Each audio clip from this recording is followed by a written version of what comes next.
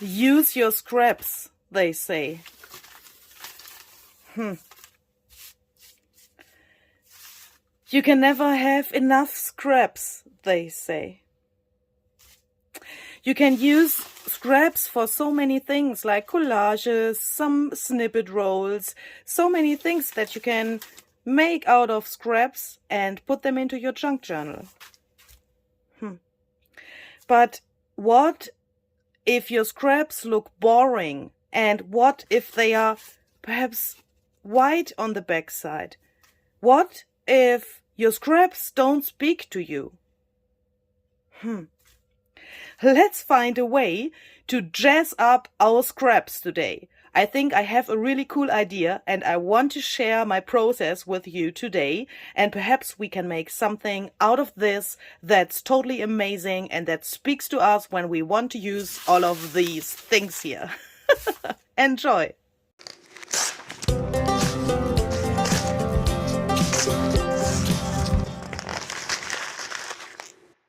Hi there, this is Luise Heinzel. Welcome to my channel Junk Journal Art. Thank you very much for joining me today. I'm a little bit excited today because this video is some kind of a live video because I had an idea to jazz up my paper scraps, and I thought, why not turning on the camera immediately and showing you my thoughts and my process on this idea. So perhaps you know this feeling. You have perhaps a basket of scraps and you enjoy using scraps. I really enjoy using scraps in my collages, in my junk journal projects at all. And sometimes I have the problem that my basket is really full, that I'm a little bit overwhelmed. And when I take a piece out that I think, looks interesting, but what to do with this? Looks not so interesting that it speaks to me, that I can say, oh, this little detail here I can take for this or that. Do you know what I mean? You have those leftovers from projects and you think, I will not throw this away. This is a Braille paper scrap. I will not throw that away. But will you use that? I mean, do you really take this with this special artsy eye and take that and put that into a collage? Or do you perhaps also have this problem that some scraps are interesting but not interesting at the same time? So I thought about an idea how to jazz up those scraps a little bit. And I really want to use what I have on my desk. That means I'm using the scraps itself, of course. I have them. I don't have to tear paper or something like that. They are here like they are. And I also want to use all of that stuff that I have on my desk, like paint, like leftover coffee, like dirty paint water and that stuff. So I thought perhaps we can grunge those up a little bit and make some more interesting collage fodder out of these little things here. So for that, I had the idea to take such a box here. So this I normally use to spritz to my projects. As you can see, it's a little bit colored in the inside. I use this to make sure that I don't mess up my table. And now I want to try something. I want to put some of these scraps inside here, and I really don't know how many I shall put in here, but let's try that. So that's approximately the half of the scraps that I had here on my table before. And you can shake this, as you can see. And my idea was to put something here and then shake the box to bring that around a little bit and to bring some interesting things to the scraps. And the first thing that I want to use for that is my dirty paint palette here. It looks really strange, I know. I had some experiments the last days. And I thought, why shall I throw this away when I can use it? So first of all, let's try to spritz a little bit of water inside here to get this back to life. So then I will take a paintbrush. And I don't care about the color that's coming out here. it may be a little bit grayish, but that's okay. We can add some color later with some other things. But as you can see, I can also at the same time clean my palette here. I think that's cool because, yeah, when you clean your palette, you always normally go to your sink and wash everything off. But why not trying it this way? I mean, you would have to go to the sink after this probably anyway, but the most of the leftover color can be removed like this. And look at this cool gray with a little bit of gold. I think that looks really interesting. So I will take this and try to bring that in here really randomly. Don't know how I shall do that, but let's see. I have no idea what I'm doing here. That's really liquid, but that's what I want. And when I have that, I want to try to shake this around a little bit. And we can of course always use our finger tool to bring that around a little bit. Because of the water, the scraps will stick a little bit together, of course, but that's not the problem. Perhaps we can get some interesting results from that. And now it's not so visible, I have to say, but as you can see, some of those things here have already got this interesting structure here. I mean, this is dirty water with a little bit of gold, but perhaps in the end, when this is dry, that can look interesting, especially then when we put some more ingredients here to our box. And I've just decided that I want to put the rest of my scraps in here as well, to have more to bring around here. I think that's better. It's only a feeling, I don't know. But of course you can try that out and make your own experiences with that. So let's try this little thing here. This is some golden watercolor paint that already dried, as you can see. And this is mixed with some, oh my goodness, I don't know. I really don't know. So let's splatter this here on top. And this is, I think, a really cool thing because this is some kind of a vintage color. And for this base, what I'm doing here today, I want to have a vintage feeling for my scraps. Of course, you could also use some more brighter colors. If you have dirty water or something like that, that's red or some other color, of course you can also use that and try that out. But I think for a base for this project, that's really cool to have some neutral colors. So we'll just bring that out here. And normally I would now probably take the rest of these as well, but I have to save some of my rests here for my German video. So of course you can clean your whole palette like I have done it here, and as you can see, this is really, yeah, clean. Nearly nothing is left. I'm only doing only 2 of these here because I need the rest for the other video, so please don't be confused. And perhaps we can also use the paintbrush to bring that around. Perhaps that gives us some interesting brush strokes here and there, I don't know. And if you want to lift that up, perhaps the end of your brush is a good idea. Okay, so what else do I have here on my table? I have some dirty water here.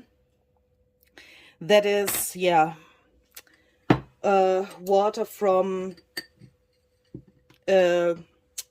watercolor. I mean, when I cleaned my watercolor brushes, there may be some acrylic paint, there may be some white gesso in it, and it's really grayish.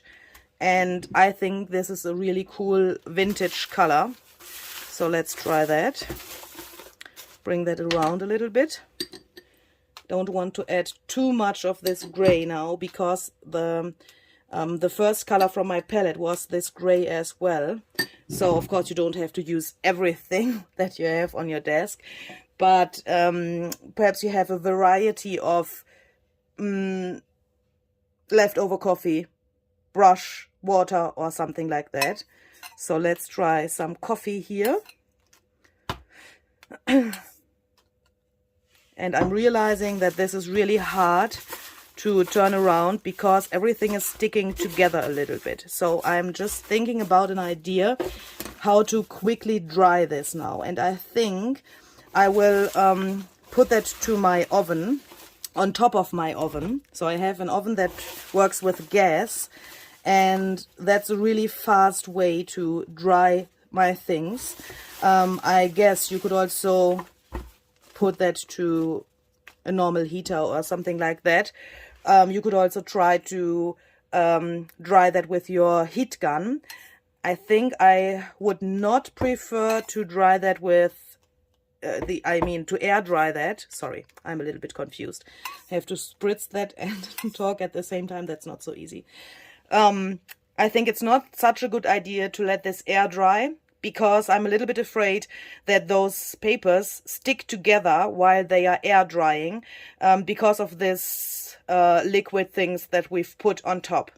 And when something, especially paper, dries slowly, I mean, in the air, it will dry way more slowly than when you put it on top of a heat source.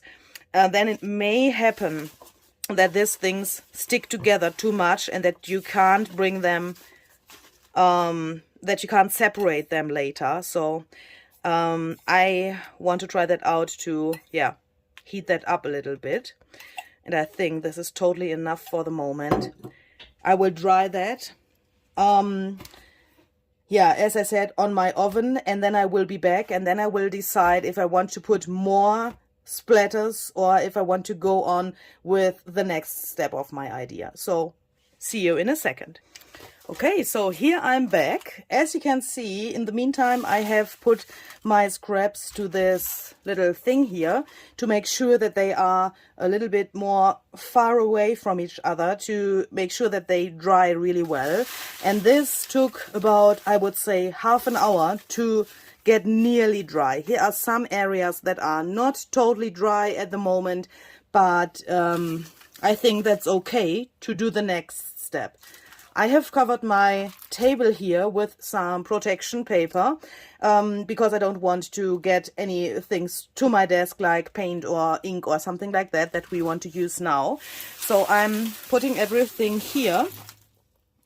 And at the same time, with this method, to put something like this paper here underneath, we will probably get some nice, more bigger collage fodder in the end. So let's see if that works.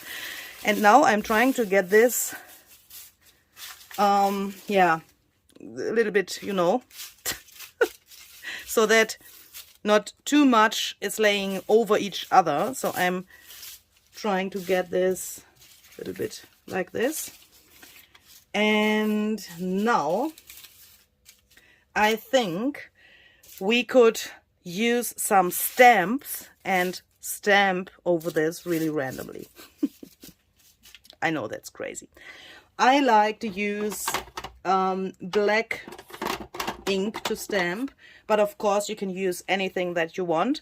I would recommend to use a waterproof ink like the StazOn ink that's waterproof, because later on I think I will spritz here and there with some other mediums, and then it's a good idea to have something that's waterproof. I mean,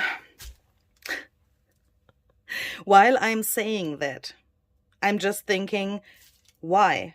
Because perhaps it can be interesting to get some bleeded ink effects from the stamping as well. So, do I have a dark brown perhaps? Let's try that. Okay, so let's try the Distress Oxide walnut stain. Let's try that. We will see what happens. And then I would like to use some really random stamps. Nothing that's everything the same.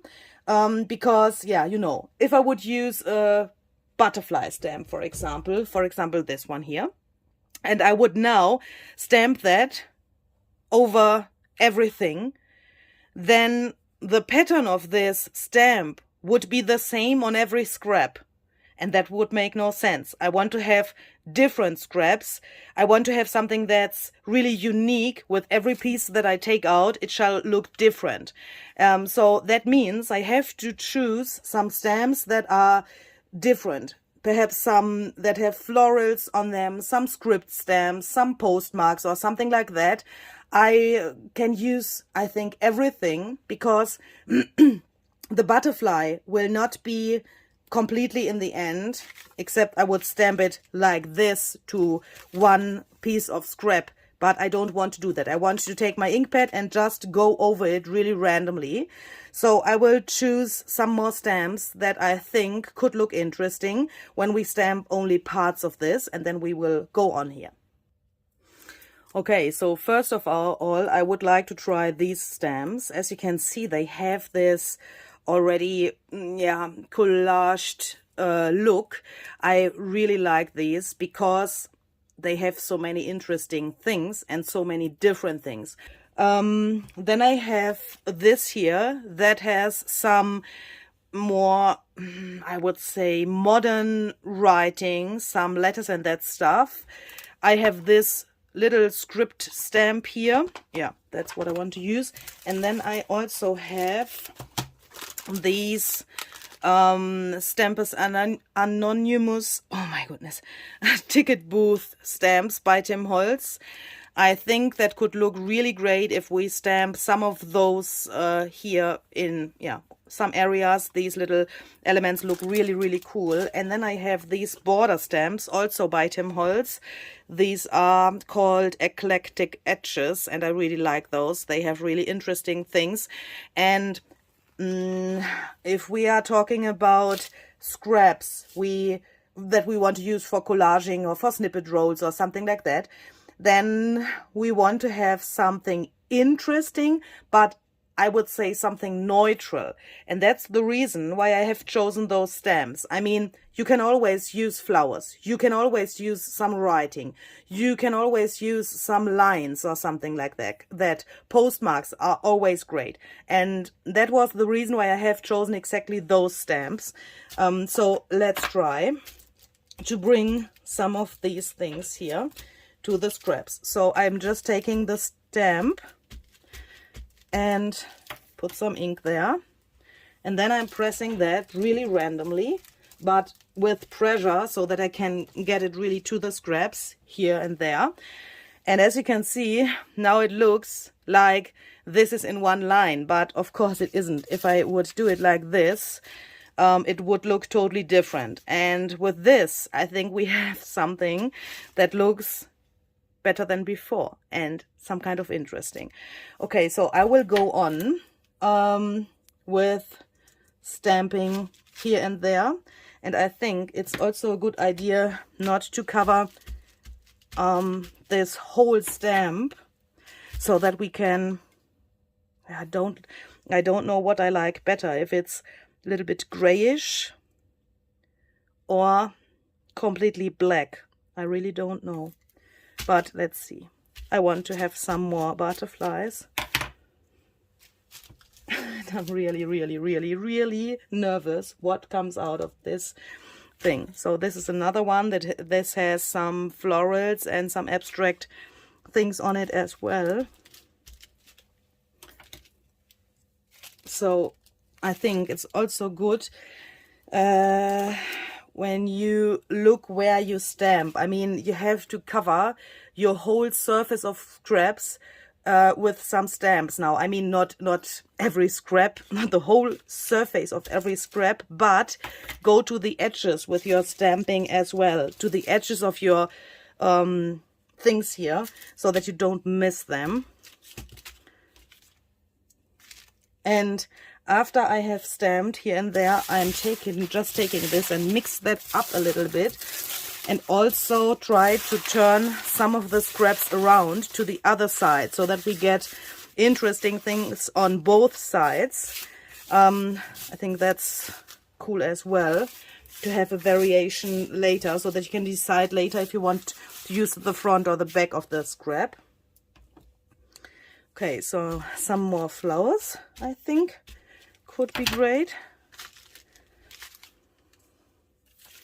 So I will just speed up my process here because I think you got the idea what I'm doing here. I will use all of my stamps that I have here really randomly. And then when I have done that, I will be back.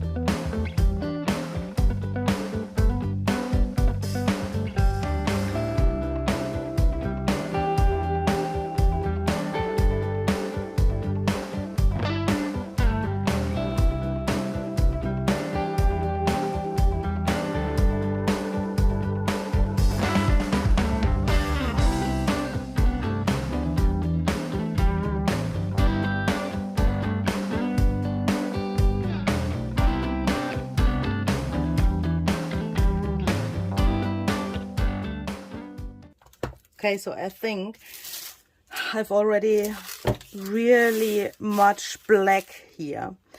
When you lift this up, as you can see from the ink pad, there's really much black. And the writing on those book pages, of course, is also black. So I think I want to use another neutral color here for stamping these script things here. So I'm just thinking of using some brown, for example. I have this timber brown from StazOn. That could be a great idea. And since I love green, I would say an olive green or something like that would work as well. I have this StazOn olive green here. So let's try that, and let's go over this to bring some more interest, perhaps. Oh yes, that's cool. That brings a little bit more contrast, more interest with those different colors.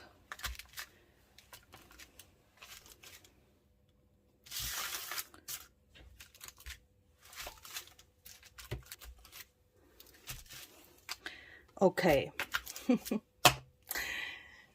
What will happen if I now stamp with some oxide ink that's water soluble and then perhaps spritz some water? I don't know, but we will try that out now. So where is my butterfly? Here's my butterfly. I will just put this butterfly here, and I really like this.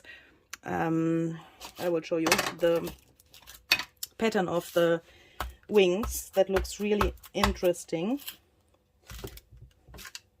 So normally this looks like this when you stamp it completely, and I really like these little elements here. So I will stamp over this whole thing really randomly to get this pattern here and there, and then we will spritz with some water or other water-based mediums to this whole thing to see what this oxide ink is doing then. Ooh, come off.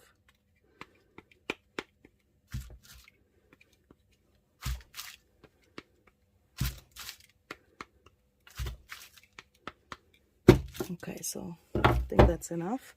So what shall we spritz now? Shall we spritz water to activate this ink? Or can we also activate that with some coffee, for example, or even gesso that's watered down would perhaps work. Let's try different things. I will spritz some water here to this area.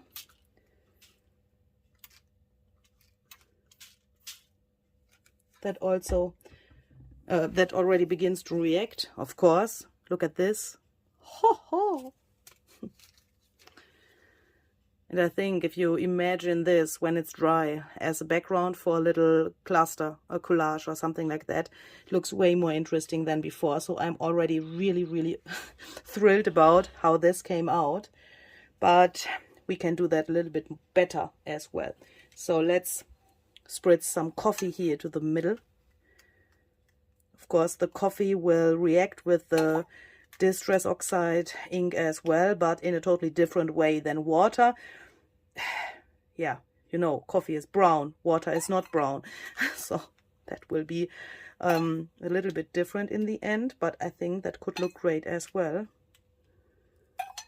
And of course I can't make this splatter effect when I spritz the coffee with my paintbrush. You could also use a spray bottle, fill in some coffee and then spritz over that. That would look great as well, I think, but I really like those things that the coffee is leaving here.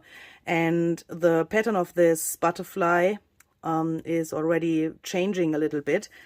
And that's also cool because you can change the look of your stamps in this way. I mean, look at, for example, these 3 pieces here. They look totally different, even if we've made them with one and the same stamp. And that's cool, I think. Okay. I want to have some gesso here. So I have this little bottle of white gesso that was a really cheap white gesso that comes from Action. And when this bottle was nearly empty, I have filled it up with water so that I have my gesso watered down every time when I need it, so that I don't have to do that new every time I need it. So I will just put some here into my palette, and then I think we will use this kind of brush to spritz that around. This is a little bit dirty, but that's not my problem. Oopsala.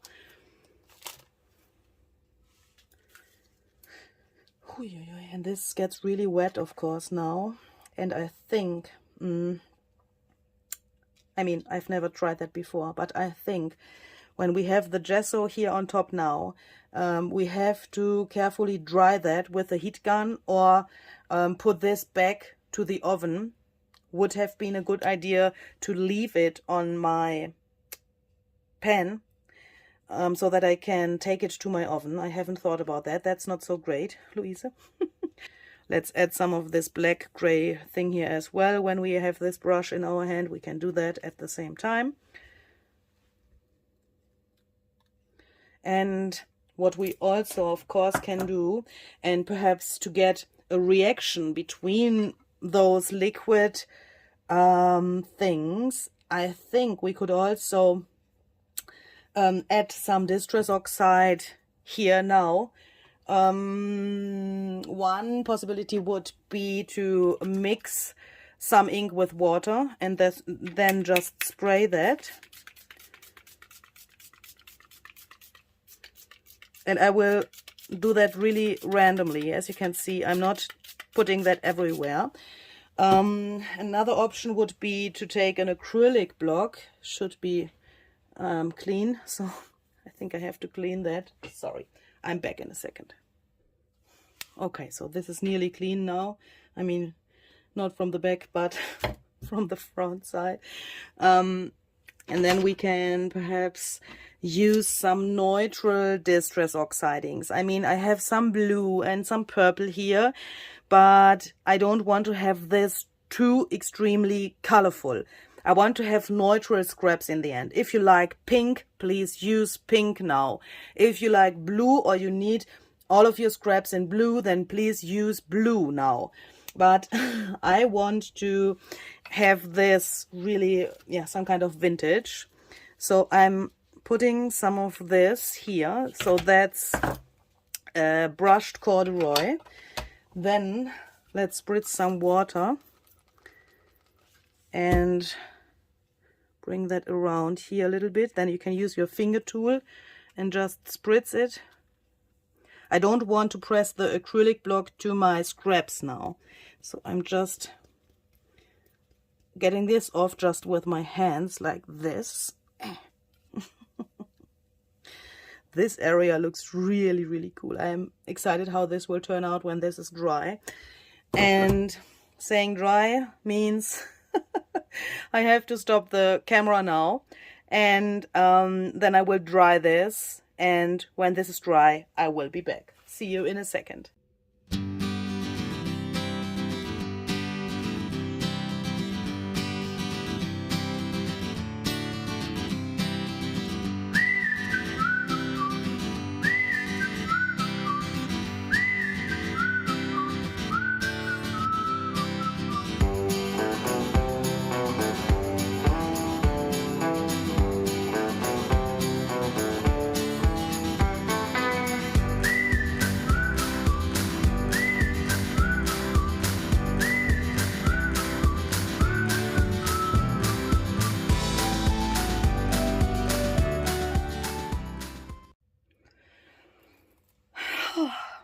There are those days where I'm totally in love with my own ideas.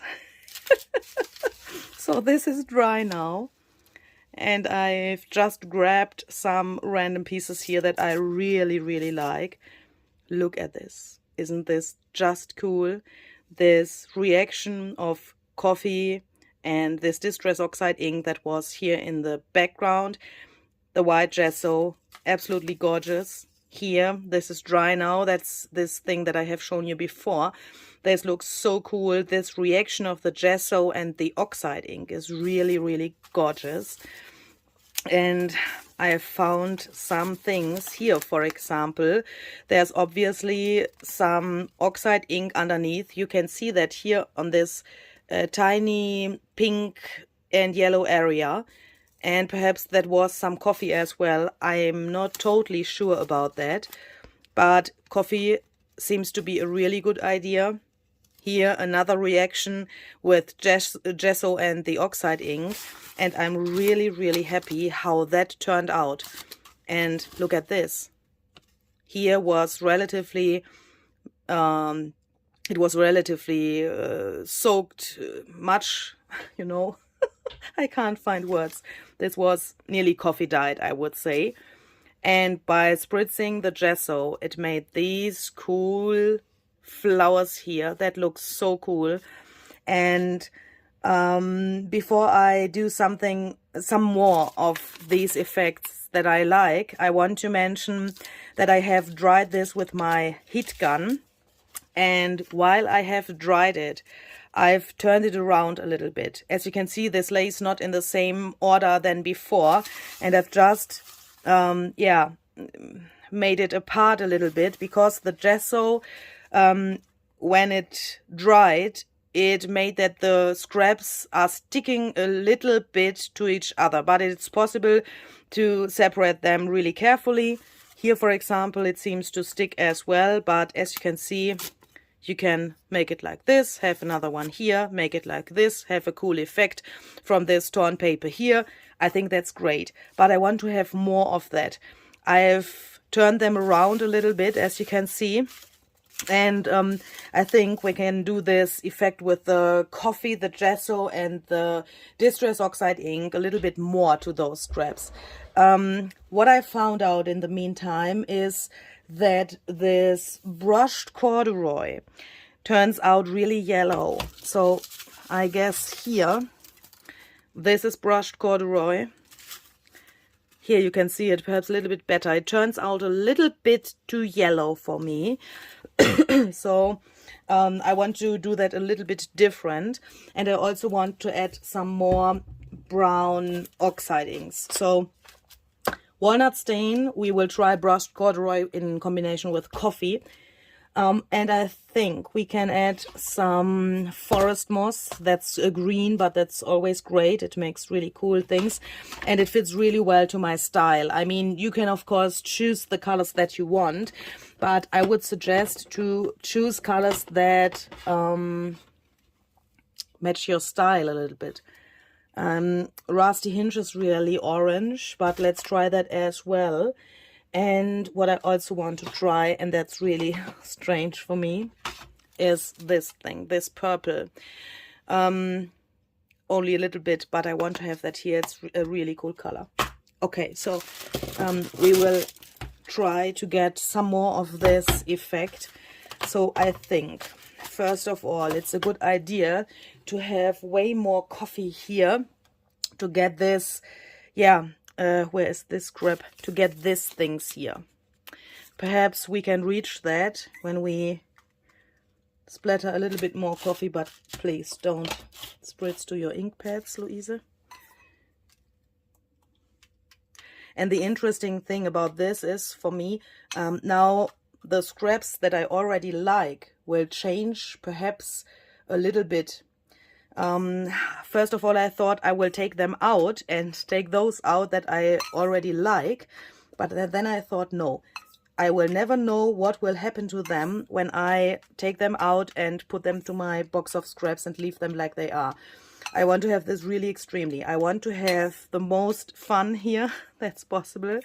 And I want to have, yeah, this experimenting feeling. Do you know what I mean? Okay, so here we have our coffee base. I think that's enough. And then let's take the acrylic block and start with this rusty hinge orange thingy. And since this is drying really, really orange, I will take some, shall we take some more coffee, or shall we perhaps take this green mixture of something? I think that's forest moss mixed with water. That's still really orange. So I will definitely put a bit of coffee in here to mute that down a little bit. And then let's just bring that here really randomly. You could perhaps also do it like this, or press this whole thing down like this to get more interest. Okay.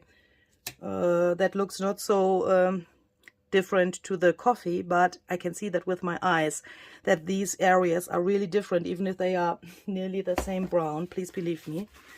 Okay, so some darker color with walnut stain, perhaps. Hopefully that will turn out really dark. So let's use this greenish thing here as well.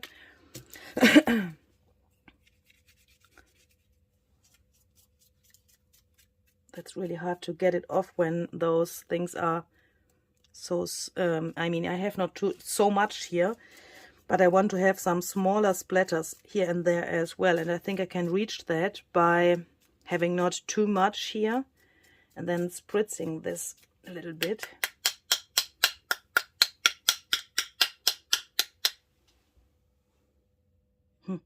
I think you can't see that, but it's there. So let's perhaps use the purple. I mean, here's really much brown at the moment.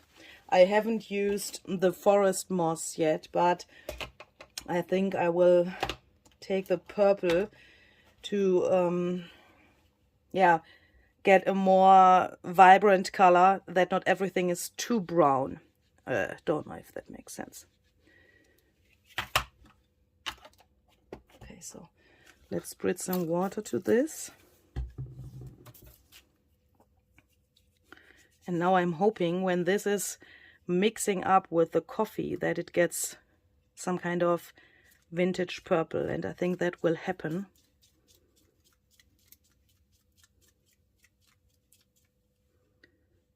Looks really interesting. Let's press this down here to get some more here and there. Okay, so I think that's totally enough. And then we have learned that the white gesso can make really interesting things when we spritz that to those wet areas. And that's what I want to do now again. I'm taking my white gesso that I have watered down and this brush here. And then I'm just spritzing over this. This reaction already looks really cool. I'm so curious how that will look in the end when this is dry. Let's see. And this step, of course, you can repeat as often as you want. I mean, now I have these scraps here. I mean, how can I say that? The top of those scraps is now here, and I'm spritzing to the top. When I dry that and I turn it around, it can be that I find some scraps that have nothing because they were laying underneath the whole time. Of course, you can turn that around and repeat that as often as you want. And depending on how extreme you want to have this effect, just repeat that as often as you want it. Okay, so I will dry that with my heat gun again, and then I will show you the result. Whew. Okay, so I would say the secret of this whole thing is coffee and white gesso. I mean, this white gesso that we have watered down. As you can see, for example, here, this reaction that you get those dark frames here, that happens on the paper that is coffee dyed or had much coffee on it before. Here you can see that as well. Those dark frames obviously come from the coffee. So I will definitely try to take some scraps and coffee dye them completely before I start this method again. Because this reaction, I think, makes this whole thing really, really interesting. But also, those scraps that don't have too much coffee look really interesting to me. And I like the fact that we now have an interesting front side and an interesting back. And we can decide which of those scraps we want to use. This one here has got nothing, obviously. This was like it is here before as well, but the back side has this here at now. And I really, really like how that came out. It's a bit of a mess, as you could see. And I want to say, please, when you use white gesso, make sure that you dry that with a heat gun, or if you put it to your oven, that you change the order of those scraps regularly. Here you can see that this wants to stick here. It's really easy to take it apart when it's still wet, but if it has dried, then you probably don't get it apart. Here you can see this piece, it sticks there. You can get it off, but sometimes you have 2 or 3 scraps sticking together, telling you that they perhaps want to be together for the rest of their life. So make sure that you don't have one piece of strange paper later, because everything sticks together. But I think that's no problem. You can speak to your scraps a little bit and take them apart. And another interesting thing is this. So this originally was a strip like this. And while I put my hands into the scraps, it was like this. It was folded from this to this. And I think if you leave it like that, isn't this just a piece of inspiration? This scrap now tells me that it wants to be like this, that it wants to stay like this and not be folded back like this. I mean, you could do that, but hopefully you get what I want to say. This is so interesting. Those also those little damages that come when you take that apart. I mean, when something has sticked here and you take that apart, that makes it so much more interesting. And I could go through these scraps for the whole day. This is so cool. This is just so cool. And I think I also like the purple. You know, I'm not that purple girl, but I think this is so vintage. This turned out really, really cool. And also on the other ones here, it's a little bit more bright, but I think I really like that. And also those, yeah, really extreme purple areas turned out really, really cool. Here's something that's nearly pink. I don't know if that comes from the Distress Oxide ink as well, but here are really, really cool pink and purple things. And I like this variation. This color mixed with the coffee or this brown is really, really cool. So, yeah, I would say that's it from me for now, for today. I will add some more turquoise here now for myself, because I also want to have something that matches these strange things. These are some leftovers from some die cuts. I have colored the paper with some Brusho colors, and I want to use this as an interesting piece for my collages as well. And for that I need some more purple. So some more turquoise and blue, sorry. So I will just do that. I will speed up the video, give you some music. If you want to watch that, I would be really happy, of course. Perhaps you get some more, yeah, feeling for this technique. And I hope you like this. I hope you will make your own scraps and dress up your scraps like this. If you want to share something that you have made after watching my video here, then you can use Instagram, for example. Please use this hashtag that you can see here, Junk Journal Art mit Luise Heinzel, and tag me at Luise Heinzel so that I can see your results and that I can leave a comment and look what you have come up with. And yeah, so these pieces are so cool. I will go on a little bit here with turquoise now. I wish you a lot of fun making your own scraps. See you the next time. Bye bye.